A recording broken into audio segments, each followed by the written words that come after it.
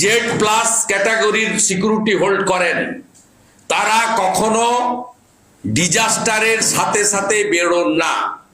এতে relief work hamper হয়, এতে ত্রাণ শিবিরে ভালনারেবল জোন থেকে জনগণকে সরিয়ে নিয়ে যাওয়ার ক্ষেত্রে সমস্যা হয়, এবং যখন বাঁধগুলো ভাঙছে গত পরশুদিন সন্ধ্যের পর থেকে আজকেও উদয়নারায়ণপুরে বাঁধ ভেঙেছে, এই সময়কালে civil administration, police administration, disaster management, NDRF এবং irrigation and waterways department with the help of local panchayat তারা ব্যস্ত থাকেন যাতে আর বাঁধ না ভাঙে।